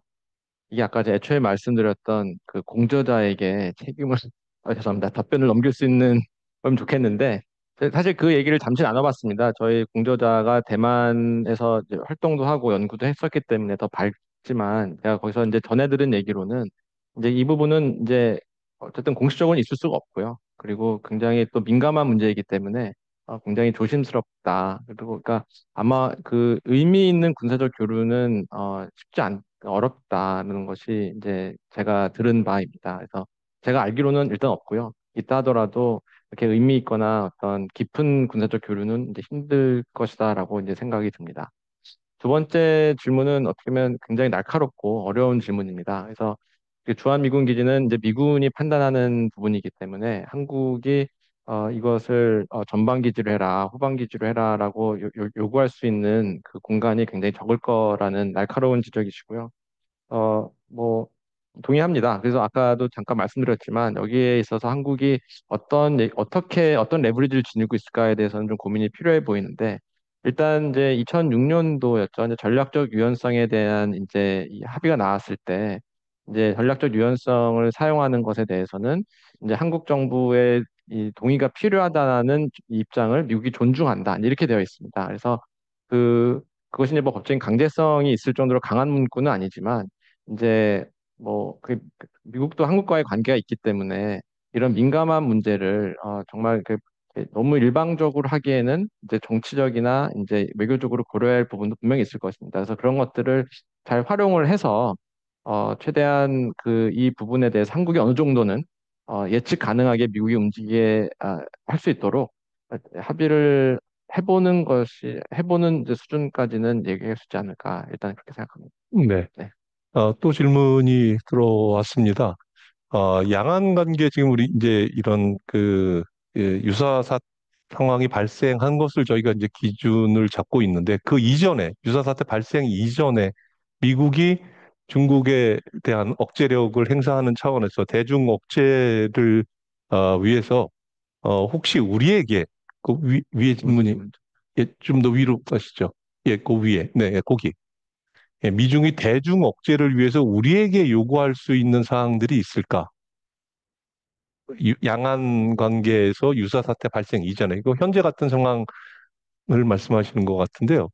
그런 경우에도 이런 뭐 딜레마가 작동하는지 또 이에 대한 우리 대응 이 유사 사태 발생 이전에 우리의 대응에 대해서 질문이 있었습니다. 예, 이것도 이제 아까 그 찰스 플린이 얘기했던 이제 한국과 미국이 이제 한국 한반도뿐만이 아니라 대외적인 활동을 하기 위해 이제 준비를 해야 된다라는 발언과 이제 좀 이렇게 이해를 같이 하고 있는 이제 질문이라고 생각을 하고요. 어, 물론 이제 대중 억제를 위해서 한국이 군사적으로 한반도 외의 활동에 참여를 하게 된다면 어, 두 가지 효과가 발생할 것입니다. 첫 번째는 지금 질문자께서 말씀하신 더 강한 억제력이 형성이 되는 그러니까 중국 입장에서는 미국만 상대하는 것이 아니라 미국에 있는 지역 동맹도 참여 상대해야 되기 때문에 거기서 발생하는 대만 침공의 비용이 더 올라간다고 판단할 수 있겠죠. 그런 의미에서는 당연히 억지력이 더 생성된다고도 판단할 수 있겠습니다. 근데 이제 문제는 억지 효과뿐만이 아니라 한국의 입장에서는 이것이야말로 또 연료의 위험을 키우는 움직임이 될 것입니다. 그래서 한국이 이 훈련에 참여를 하는 순간 중국의 입장에서는 그 한국의 참여를 전제한 또 그 중국만의 군사적인 어떤 고민이 필요하게 될 거고 이렇게 된다면 그리고 한국도 이미 이 참여하게 된 이유이기 때문에 이제 어떻게 보면은 더 깊게 발을 담그는 이제 행보가 될 것입니다. 그래서 그런 의미에서는 이제 추가적 대중 억제 효과 플러스 이제 연류 효과가 더 발생하는 이 두 개의 상반된 효과가 날 것인데 이것은 현재까지는 한국은 이제 연료 효과를 더 두려워하고 피하고자 하는 것이 입장이라고 생각을 하고요. 그렇게 판단이 됩니다. 네. 그 밑에 또 질문 중에 이제 러시아와 중국의 협력 가능성 이렇게 아주 그냥 그 포괄적으로만 얘기를 하셨는데 아마 그냥 해석을 해보자면 이런 대만 유사시에 생겼을 때 어쨌든 동북아에서의 여러 가지 이런 그 강대국들 간에 또는 이 역학관계의 변화들이 있을 때 어쨌든 또 하나의 플레이어가 또 러시아가 분명히 있게 되고 그게 미중 간의 어떤 전면전이든 아니면 뭐 제한전이든 무력 충돌이 생겼을 때 러시아가 어떤 입장을 보일 것으로 보는지도 또 한번 음, 고민이 필요하지 않나 아마 그런 차원의 질문인 것 같습니다. 음. 러시아는 생각을 못 해봤는데요. 당연히 생각해봐야 되는 변수인데 저희가 놓쳤던 것 같습니다. 어, 그건 고민을 해보겠습니다. 네, 네. 그 바로 밑에 또 뭐 본질적인 질문일 수도 있지만 어쨌든 뭐 많은 도움이 됐지만 과연 지금 시진핑 주석이 대만 침공을 실행할 능력과 의도와 실익이 있다고 생각하는지에 대한 또 아주 본질적인 질문을 하셨습니다. 물론 이와 관련해서는 또 뭐 특정 연도까지 또 네. 이렇게 명시하면서 언제는 정치 일정상 일어날 수 있다라고 또 주장하시는 분들도 있지만 어쨌든 또 이런 데에 대해서는 어떻게 답변하실까요? 제가 뭐 수업 때 농담으로 이런 질문을 받으면 시진핑 주석과 대화를 나눠보지 않아서 알 수 없다 뭐 이런 얘기도 하는데요. 사실 뭐 이제 굉장히 알기 어려운 문제라고 생각을 하고 근데 저는 아마 그 세종연구소 김정섭 박사님께서 말씀하셨던 부분이 생각이 나는데 아마 이제 진공을 하게 된다면 이것은 이제 중국 입장에서는 예방 전쟁의 성격을 띠게 될 것이다라는 말씀을 하신 적이 있습니다. 그러니까 중국의 입장에서는 대만을 이제 복속을 해야 되는데 지금 현재 대만 정치에 돌아가는 양상이나 뭐 세계에 돌아가는 정치에 돌아가는 양상을 보면 점점 어려워진다는 것이죠. 그럼 점점 어려워지고 있다면 더 어려워지기 전에 예방적인 차원에서 이제 침공을 시도할 가능성이 아마 있을 것이다. 이런 이제 지적을 해주신 것이 이제 기억이 나고요. 근데 물론 전쟁이라는 것은 이제 해야 될 이유도 있지만 하지 말아야 될 그러니까 엄청난 비용들도 같이 따라옵니다. 그래서 보통 전쟁이 되지 않는 이유는 그 비용이 크기 때문에 못하는 것이 더 많다고 이제 판단이 되고요. 근데 그런 면에서 대만 해협이라는 것은 일단 뭐 여러 가지 어려운 점들이 가지고 있습니다. 일단 바다를 건너야 되고요. 잘 알려졌다시피. 우리 상륙 작전은 이제 굉장히 아마 군사가 할 수 있는 가장 어려운 작전이 이제 상륙 작전일 것입니다. 대규모 상륙 작전이라는 것은 노르망디 작전 이후는 이제 없었고요. 그래서 이런 경험이 없는 상태에서 이런 군사적으로 어려운 활동을 하는 것이 아무리 하고 싶어도 이 성공의 가능성이 낮다라면 중국의 입장에서는 이제 쉽게 결정하기 힘들 것이다.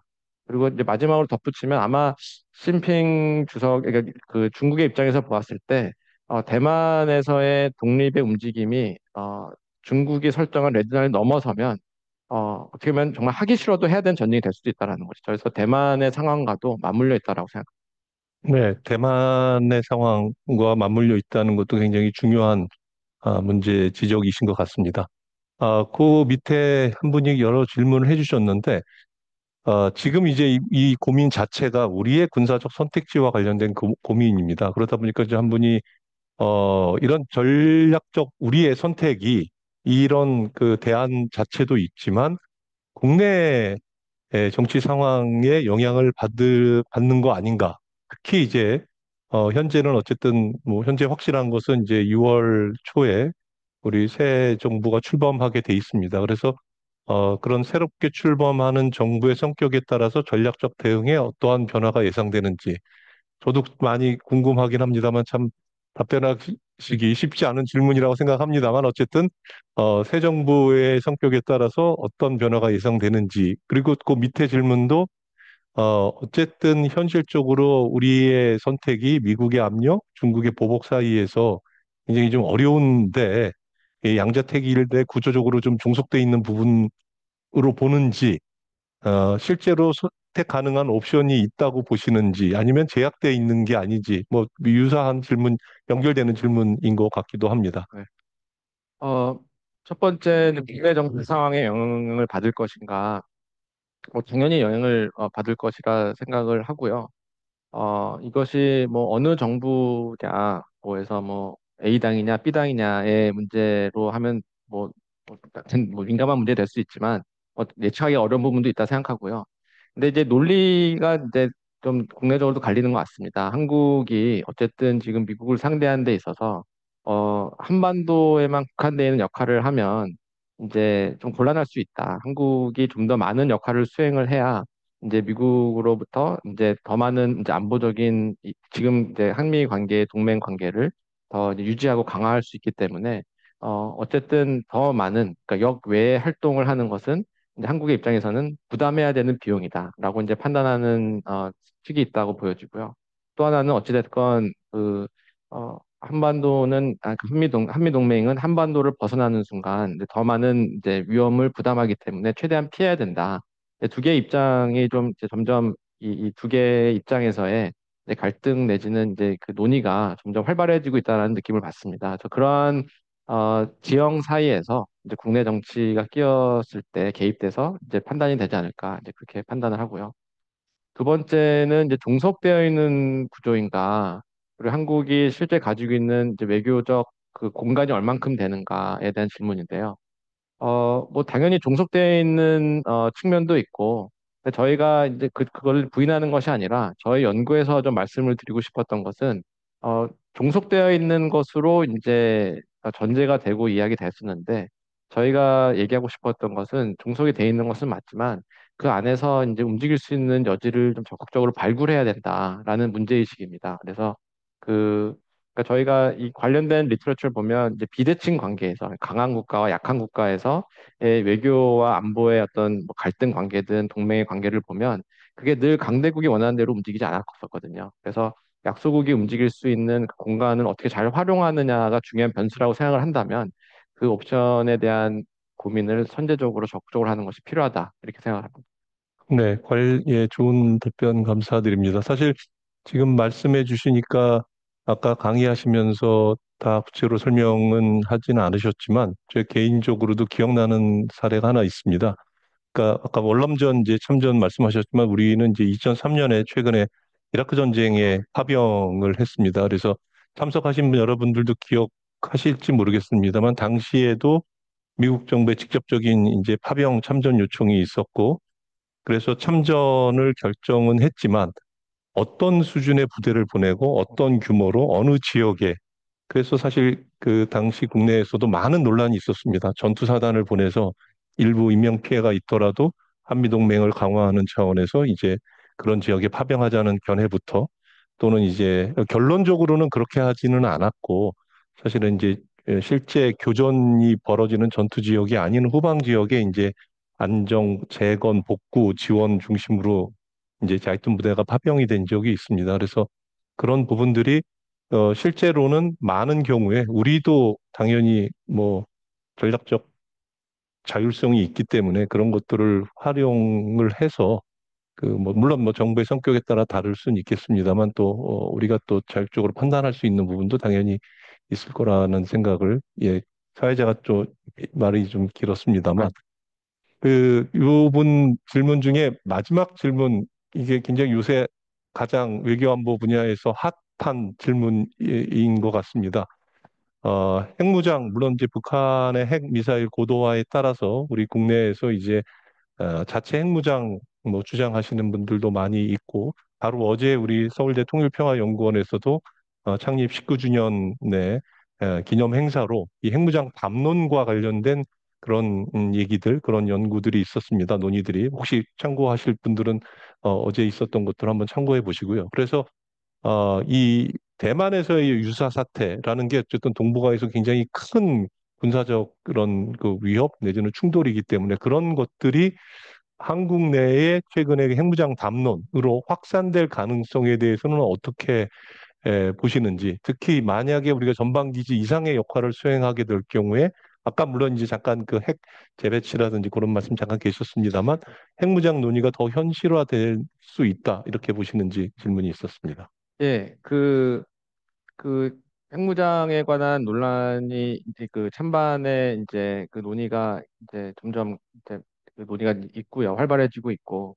근데 이제 핵무장이라는 것은 어떻게 보면은 마지막 수단이거든요. 그 안보적으로 취할 수 있는. 그래서 그 대만 유사 사태 같은 경우는 제가 말매도 말씀드렸지만 아직 가능성이 높은 시나리오가 아니기 때문에 또 거기서 한국이 전방기지까지 역할을 한다던가 직접 참전해야 하는 것은 사실 그 가능성이 낮은 것이기 때문에 그것을 상정하고 중국의 핵을 대응하기 위해서 핵을 가져야 된다라는 논리가 가는 것은 그 힘은 좀 많이 떨어질 것 같습니다. 그래서 아무튼 한국의 핵문장의 담론이라는 것은 이제 북한의 핵 위협, 그다음에 지금 미국에서 제공하는 핵 우산의 신뢰성이 떨어지는 부분들, 뭐 이런 것들을 중심으로 이루어지고 있고, 그런 의미에서는 대만 유사 사태가 가지는 추가적인 힘은 많지 않을 것 같다.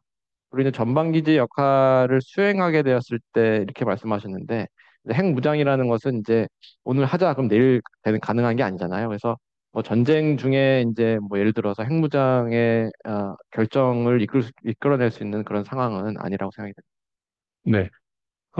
앞서 강의하시면서도 이제 북한 변수를 몇 군데에서 또, 교수님께서 말씀을 해주셨습니다. 그래서 관련된 질문인 것 같은데, 어쨌든 북한이 어, 북한의 어떤 국지적 도발, 뭐 공모라고 표현하셨습니다만 어쨌든 중국이 오히려 선제적으로 북한으로 하여금 도발을 군사적 도발을 유도케 해서 결과적으로 이제 주한미군의 위로 좀 올려주시겠어요? 주한미군의 어떤 직접적인 참전?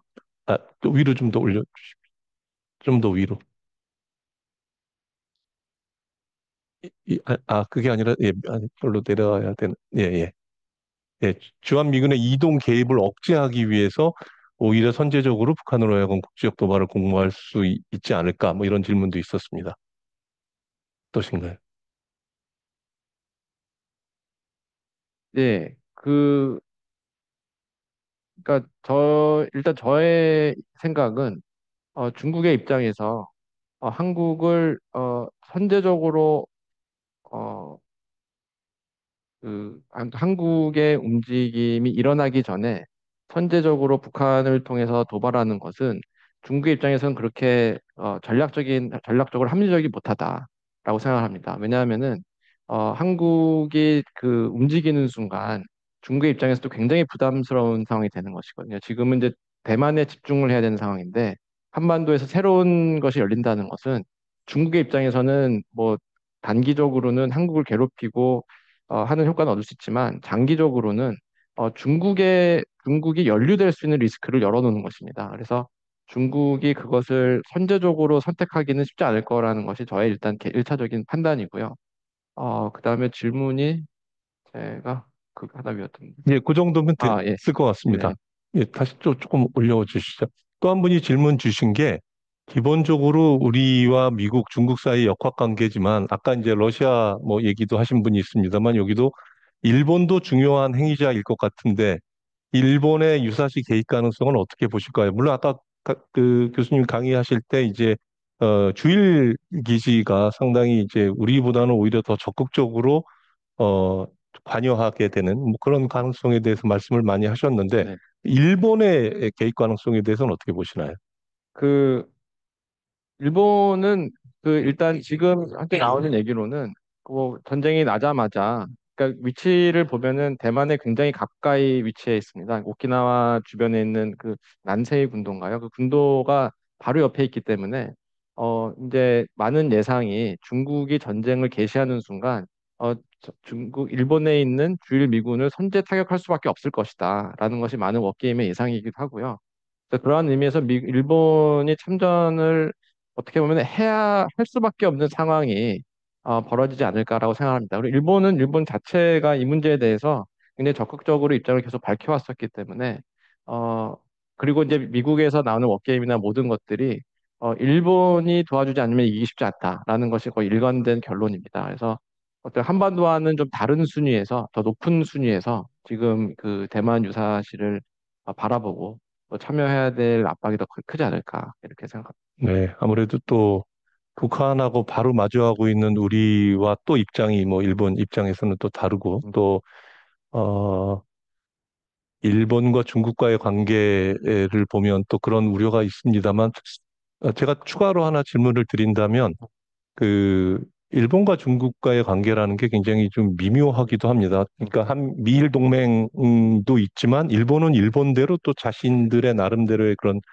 전략적 외교를 구사하고 있고 지금도 보면 미중 갈등 상황에서도 일본이 굉장히 또 독자적으로 중국과의 대화 채널을 음, 만든다든지 다양한 이런 외교적 활동을 하고 있거든요. 그래서 주일 미군 기지의 적극적 활용과 또 별개로 음, 어, 자위대를 포함해서 일본의 직접적인 지원과 참여에 대해서는 굉장히 좀 제한적으로 음.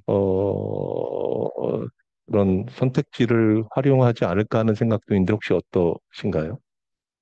맞는 말씀인 것 같습니다. 예, 일본의 그러니까 그 사실 제가 중일 관계를 자세히 지금 추적을 하고 있지 않아서 네, 뭐 좀 조심스럽긴 하지만 뭐 일본의 외교라는 것이 좀 그런 이중적인 면이 있었던 것 같아요. 겉으로는 굉장히 뭐 호입이 됐든 어떤 아베의 여러 가지 인도패시픽 그 인도 태평양 전략이 됐든 이런 많은 것들 이야기하고 있지만 실질적인 행동을 보면은 굉장히 실리적인 면들이 많았다고 네, 생각합니다. 네, 그래서 말씀하신 것이 아마 그런 측면을 말씀하신 네, 거라고 네, 보고 그런 네, 면에서는 어, 일본이 어, 전쟁이 발생한다 그래서 자위대가 적극적으로 다 미국이 원하는 대로 투입될 것이냐에 대해서는 당연히 조심스럽게 판단하는 게 맞다고 생각합니다. 네. 예, 하여튼 뭐 물론 지금 우리가 여러 가지 이제 가정을 전제로 해서 여러 가지 뭐 음, 옵션이나 선택지에 대해서 얘기를 하고 있습니다만 하여튼 좀 더 본질 뭐 각자가 지금 이제 자기들의 국익을 극대화하기 위한 이제 선택을 하는 문제와 관련된 거라서 아마 그래서 더 흥미롭고 질문도 더 많이 있으신 것 같습니다. 아, 이 2번이 예, 대만 무료 이것도 핵무장론과 관련된 문제인 것 같은데, 어, 다음 문제 뭐. 예, 예, 그건 넘어가겠습니다. 그 밑으로 내려가 주시죠. 예. 대만 뭐 충돌이 초래할 수 있는 이런 뭐 어떤 불안정성에 대응하기 위해서라도 뭐 이거는 표현이 뭐 이분의 판단 뭐 표현이긴 하지만 중견국가 조정 메커니즘이라고 표현을 하셨는데 어쨌든 이런 그 구조적인 불안정성, 불확실한 상황에서 그래도 우리가 아, 이게 중국 그런 것 학생인 거, 같습니다. 예. 네네네. 일단, 뭐, 이건 뭐, 그거와 상관없이 그냥 질문을 드리면, 어쨌든 이제 한미 동맹이 있지만, 또 우리 차원에서도 뭐, 여러 나라, 우리도 당연히 한중 관계도 고려해야 되고, 한일 또 뭐, 필요하면 한러나 남북 관계도 고려를 해야 되는 상황이긴 합니다만, 그런 것과 관련해서 어떤 뭐, 외교의 노력? 뭐, 이런 것에 대해서 제가 질문을 드려보겠습니다. 이것도 아까 약간 그것과 맞물려 있는 것 같아요. 그 질문이 이제 한국이 중국의 억제를 위해서 이제 그 군사 훈련을 대중 견제를 위한 군사 훈련을 해야 되는가의 문제일 것 같아요. 한국이 이제 미국과 중국이 대만에서 이제 갈등하고 있는 상황에 중간 국가로 중개자로 들어가기에는 약간 한국 중심 행위자는 아닌 것 같습니다. 이것은 이제 한국이 들어간다고 해서 중국이 한국의 그 역할을 인정해 주기도 음, 어려울 것이고 미국의 입장에서도 이게 왜 한국이 개입할 문제냐라고 얘기할 거 생각할 수 있다고 생각하고요. 그런 면에서 한국이 조정자의 역할을 하기에는 좀 이슈의 성격이 네. 한국과 좀 다르다라는 생각이 들 때가 들고요. 두 번째 질문은 이제 위기 소통 메커니즘이 생겨날 가능성에 대해서 어떻게 평가하는가. 이거는 참 중요한 질문이라고 생각합니다. 그러니까 저희가 계속 강조하고 싶었던 것이 이제 미국뿐만이 아니라 중국과도 적극적인 대화와 위기 통제를 위한 노력이 필요한데 이것이 이제 전제돼야 되는 것은 어쨌든 계속 지속적인 이제 소통의 채널이 필요하다는 것입니다. 그래서 물론 이제 한국과 중국 간은 지금 다양한 군사 채널도 좀 작동을 하고 있고요. 그렇지만 위기 소통 메커니즘이 작동이 일단 되기 위해서는 이게 제가 이제 위기 안정성 이런 연구도 하는데 이런 걸 보면 위기가 발생한 다음엔 대화의 채널 이게 굉장히 어렵습니다. 그러니까 이미 위기가 발생했을 때는 서로에 대한 믿음이 완전 떨어진 상태고 완전 극도로 의심을 하고 최악을 가정하고 움직여야 되기 때문에 소통 채널 자체가 열리기가 굉장히 힘듭니다. 그렇기 때문에 위기 안정성 관리를 위해서는 미리 이제 열려 있어야 되는 것이죠. 이미 가동되고 있는 채널이 있어야 되는 것인데 그러한 면에서 이제 가능성을 평가를 하려면 이제 한국과 중국 간에 있는 다양한 여러 채널들이 얼마나 잘 활성화가 되고 유지가 되고 있는가로 이제 평가를 해야 된다고 생각합니다. 네, 지금 방금 굉장히 저는 뭐 교수님께서 중요한 점을 지적해 주셨다고 생각합니다. 어떤 상황이 돼서 최악의 경우가 오더라도 그래도 국가 간에 외교적으로 반드시 필요한 것이 그런 소통 채널의 유지와 그 신뢰할 수 있는 소통 채널이 작동을 해야 된다고 생각하고요. 어떠한 경우에도 또 그런 것들이 불필요한 확전이라든지 오해에 의한 그런 과도한 이런 개입 뭐 이런 것들을 서로 막을 수 있기 때문에 그것들이 굉장히 좀 필요한 거라고 저도 개인적으로 생각을 하고요. 거의 마지막 질문인 것 같긴 한데 좀 재밌는 질문이긴 합니다. 어쨌든 트럼프 대통령 등장 이후에 최근에 이제 러시아와 미국 간의 우크라이나 종전 문제를 협의를 하고 있습니다. 뭐 진전이 있다는 얘기도 있고 약간 지금 소강 국면인 것 같긴 한데 그러면서 자연스럽게 어쨌든 어떤 러시아의 뭐 기득권 내지는 뭐 이런 것들을 세력권을 좀 인정하는 듯한 모양새인데 그렇다면 지금 우리가 얘기하는 거는 이제 양안에서의 이제 대만 유사시인데 이게 아니라 오히려 대만에 대한 중국의 영향력을 인정 거꾸로 그럴 가능성은 트럼프 대통령이 없나요? 뭐 이런 질문이 있었습니다. 네.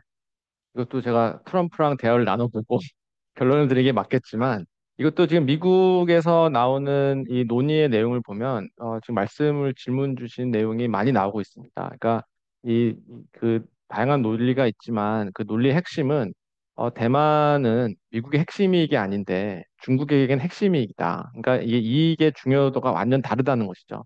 그럼 그런 상태에서 미국이 굳이 군사력까지 동원해 가면서 중국이라는 거대한 군사 대국을 상대할 정도로 이것이 중요한 것인가? 그리고 전쟁이 벌어진다면 중국은 끝까지 싸울 것이 분명한데 미국에게는 그런 의지가 없다. 그렇다면은 이것에 대한 어떤 인정, 현실에 대한 타협 이런 것들의 그 목소리가 예전부터 있었는데 점점 커지고 있는 것은 맞다라고 생각하고요. 그리고 이제 트럼프 이제의 입장으로 넘어오게 되면은 이제 아마 제 기억으로는 초기에는 어떻게 될 것인가에 대한 좀 얘기가 있었지만 아까 제가 그 발표 처음에 말씀드린 이제 국방부에서 나온 그 메모의 내용이 아마 이 내용을 약간 세트한다는 느낌입니다. 그러니까 이거는 그런 게 아니라 우리는 대만 방어가 국방부의 가장 좀 중요한 네, 지침이다라고 어쨌든 내려온 이제 모양새이기 때문에 그거를 기반해서 이제 답변을 드리자면 낮아진 것이 아닌가 예, 네, 그렇게 생각합니다. 네. 마지막 질문입니다. 중국 뭐 대만 침공에 대비해서 뭐 약간 뭐 정보사안일 수도 있겠습니다만 어쨌든 한미 간에 또는 한미일 간에 또는 인태 협력국들 사이에 어떤 협의가 실제로는 어느 정도 진행되고 있다고 보시는지 예, 여기에 대한 질문을 마지막으로 드리겠습니다. 제가 뭐 정부 내부에 있지 않아서 이렇게 민감한 얘기가 뭐 실제 있는지 없는지는 사실 제가 파악하기 힘든 부분이라고 생각하고요. 근데 지금 언론에 이제 나오는 아까 제가 발표 중간중간에 소개해드린 그런 내용들을 보면 뭐 협의가 깊숙이 진행됐다라는 인상보다는 이제 그런 얘기들 운을 띄우고 있다. 약간 이제 그런 단계가 아닌가라고 생각을 합니다. 그리고 한국의 입장에서 어쨌든 그걸 적극적으로 받아주기에는 좀 어려운 성격의 문제이기 때문에 지금 이미 뭐 엄청나게 많은 군사적인 뭐 협력이 있었다고는 일단 저는 아닐 것 같다는 생각이 들고 하지만 이제 앞으로 어떻게 진행되느냐에 따라서 이제 또 다양한 이야기들이 나올 수 있지 않을까 생각합니다. 예, 네. 말씀 주신 대로 이런 협의라는 게 뭐 바로 이 당국 간의 뭐 군 간의 협의가 진행되기도 하지만 많은 경우는 이제 트랙 2에서 진행되다가 트랙 1.5로 음, 넘어오고 그렇게 해서 이제 점점 이 논의와 그 수준을 좀 높이는 경우들도 많이 있기 때문에 그래서 이제 교수님 말씀하신 대로 이런저런 보도를 통해서 나오는 이런 뭐 전문가들의 견해 이런 것들도 우리가 어쨌든 굉장히 좀 관심을 아, 가지고 네. 예, 예의주시하면서 그런 동향이나 이런 흐름들을 좀 파악을 해야 될 것 같습니다. 오늘 뭐 굉장히 좋은 강의 감사하고요. 혹시 교수님 이제 이것으로 요 끝내기 전에 뭐 마지막으로 이렇게 좀 정리해서 혹시 뭐 관련된 내용이라든지 해서 뭐 잠깐 한 말씀 해주시겠습니까? 예, 오늘 유튜브 데뷔 무대였는데, 끝까지 들어주신 분들 너무 감사드리고, 많은 질문 통해서, 여러 가지 새로운 고민거리도 생긴 것 같습니다. 어, 그런 걸 바탕으로 해서 계속 작업을 해보겠습니다. 그래서 오늘 뭐, 다시 한번 이 자리를 마련해 주신 서울대 통일평화연구원과 관련자 선생님들, 그리고 이제 시청해 주신 많은 분들께 감사 인사드립니다. 감사합니다. 네, 오늘 많은 분들이 사실 질문을 다 주셨는데 제가 다 소화를 해드리지는 못했습니다. 최대한 하려고 했는데 다 못했고요. 그만큼 이제 여러분들이 이 이슈, 이 사안에 대한 관심이 높다는 것을 다시 한번 확인해 본 그런 기회가 된 것 같습니다. 그럼 이것으로 제 107차 통일학 포럼은 이것으로 끝내도록 하겠습니다. 함께 해주신 여러분들 대단히 감사합니다.